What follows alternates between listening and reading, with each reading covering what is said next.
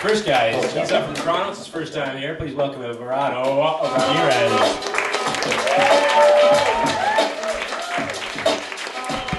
Yo, what's up? Artloft. How's it going, guys? We having fun at the Artloft party. We like this party. You can tell I'm a natural at parties. I do this all the time. I always go up to the front of every party. I get everyone's attention and I exclaim that I like this party. So I think tonight will be good. I'm hoping I don't do what I usually do at parties, which is hover just outside of a group of people talking. Never join, never join. And then just say out loud to no one, I'm going to go to the washroom, and then sprint home. Sprint home as fast as I can. Like, I hope no one saw me at this party. I like being in Montreal. I love it's a good city. I like it. Except, I have to admit, I'm a little distracted right now because I keep thinking about how earlier today I accidentally smiled at a man on a unicycle. Oh, no. Big mistake. Big mistake on my part. Right now, that guy thinks he made my day. He thinks he made my day, and that is... It's just not the case. I'm sorry, it's just not the case, you know? That was not a smile of encouragement. That was just, I'm an awkward person. And I made eye contact with another human. It was more of a smile like, hey, why did you learn this, you know? You didn't have to learn that. There's no reason to learn that, ever. So I don't know if any of you guys know that guy, just let him know. I take it back. I take it all back. Anyway, so we're at a party. You guys like watching Great British Bake Off? You guys like the Great British Bake Off? No, not a lot of people. Okay, cool. Moving on. No, I love the Great British Bake Off. For those of you who don't know, it's a show just about British people in a field for some reason trying their best baking-wise. A lot of people like it because it's a low-stakes, pleasant viewing show, which I don't fully agree with. I don't think it's a low-stakes, pleasant viewing show. I think this is an exciting, anxiety-filled show, the Great British Bake Off. Because those of you who don't know, which I guess is everyone, so I shouldn't be doing this, but those of you who don't know, the Great British Bake Off is hosted by a 1,000-year-old woman. And she has what I could only describe as the thinnest of teeth. Right? Just thin, weak, wet pieces of chalk for teeth. And when it comes down to like the judgment part of the show, the climax, if you will, when she has to try the baked good, this is where the tension kicks in, because we're like, oh my God. Are we going to watch this lady's teeth shatter like Fabergé eggs? Or can she try a biscotti, you know? It's good. It's crazy. I think she knows this is the tension of the show, right? Because she like plays up the drama. She's like, every bite, she's like, ooh! And we're like, what happened? We need to know, are you okay? And she's like, very good. And we're like, oh, thank God. Thank God. So check that out. It's on Netflix while you can. I am paid to say that. I have to say that 3 more times. What else is in the news? Oh yeah, I have a mustache now. Thank you. Do you guys like it? No, okay. A lot of tepid. We'll humor him, and it's fine. It's fine because I was thinking of getting rid of it actually because I've noticed since having a mustache, people kind of act differently around me now. People are opening up to me in weird ways that they weren't doing that before. People are always coming up to me. They're like, "Hey man, thinking of getting a snake." Right? Like, okay, sure. They're like, "So do you have like a glass box or do you let your snake hang out on your neck?" I'm like, "I don't have a snake." Why is this? Why do you think I'm a snake guy? I would not let it hang out on my neck, that's for sure. Why does everyone with a weird pet want their weird pet to hang out on your neck?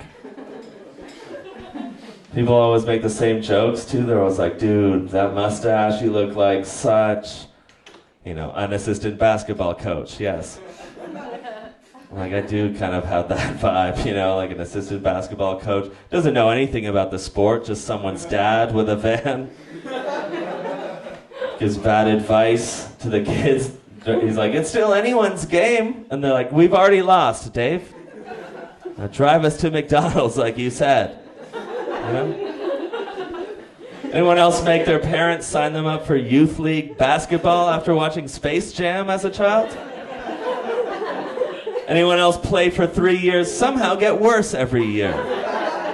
No skill improvement. Should have known I wasn't cut out for sports because I was the only kid whose mom would comb their hair before the games. That's not what other athletes prioritize. Anyone here dating? No, we're all trying to get our fuck on at the Artloft. That was the first time I ever said get your fuck on out loud. I don't know if you can tell. I probably won't ever say that again. Didn't feel right, I know you felt it. Like, you don't have to say that. I'm like, I already started, Anyway, I'll tell you about dating. Sometimes you'll date someone for 4 years and you're like, I think I know how to be a supportive partner, right? And then they'll say something and you're like, oh, I have no idea what I'm doing. Recently, my girlfriend told me about her irrational fear. This is an adult woman with a fear of Wario.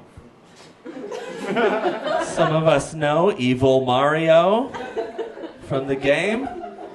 She has a fear that Wario is going to come to our apartment and I'm going to have to fight him? Why me, right? Why would I fight him? I'm not a confrontational person. Someone hit me with their car and I got out and I was like, what do you do? You're my mom now, You're older than me. Anyone who's older than me is my mom, Also, neither of us are gamers, right? I don't really play video games that much. I've never seen her play a video game. I didn't even know she knew about Wario. Who the fuck told you about Wario? No, we have to worry about this. Not only was she like, you'll have to fight him, but she's like, I know you'll lose. You're like, you don't know that. There's no way to know that, right? Is he strong? Should I be worried? Anyway, we go to therapy now. War is a big part of our lives. Sleep with a knife under my bed. I'll kill him, sure. Sure, I'm ready to kill a fictional video game man who might fight me sometime. Cool, all right. Do you guys, I feel like I can tell something to you guys that a lot of people don't like to hear. Is that okay? Can I tell you that? Okay, it's 2018. There's a lot of bullshit that still is happening these days, right? A lot of things are like, why is that still around, right? Like horses. Why do we need horses still? What are they doing? What are we doing with them? Right? Nothing, we don't really eat them. Nothing eats them, really. We don't farm with them. We don't use it for transportation. The shittiest car has 2 horsepower, probably, at least, right? What are they doing? If we got rid of every horse, how long would it take you to notice? Honestly, think about it. A year? After a year, you'd be like, oh yeah, I guess I never saw a horse. Oh well. Let's get rid of them. Nothing would happen. No one would notice. The only people who would notice are whoever's watching whatever CBC horse drama is currently on the air. And there's always one because of Edmonton, right? Anyway, why? I don't like horses. I am still talking about horses, by the way. Well, you guys are like, what happened? This guy fall off a horse on a family vacation or something? And I did. That did happen, but that's not where this animosity comes from, because I don't like horses because their teeth look like human teeth, and that's weird. It's weird for all of us to think about and look at. And then if you try to think about them with animal teeth, of course I'm talking about short, spiky teeth like a dog. That's even worse. If you don't have teeth that look good on you, you have to be extinct, and I'm sorry. That's just the rule. Okay. All right, I'm gonna go, but before I do, I just want to talk about one thing. A little while ago, we lost the lead singer of Linkin Park. He committed suicide. That's not the joke. That's not a funny thing. That's a true tragedy that did happen, and it's horrible. But afterwards, people were like, there's a lot of subtle hints in their lyrics about depression. So we've all heard a Linkin Park song, right? So we know. Subtle hints? Subtle hints of depression in a Linkin Park song. For those of you who don't know, there's nothing subtle about this band at all, right? Nothing is subtle about them. He's literally screaming at the top of his lungs. He's like, I want to die. And then there's like a rapper who shows up sometimes. He's like, I'm telling you who wants to die, Anyway, that is very sad, but that's not subtle at all. Why didn't we do anything? Anyway, I will end my set on the reminder of celebrity suicide. Okay, thanks, bye. My name's Everardo, bye.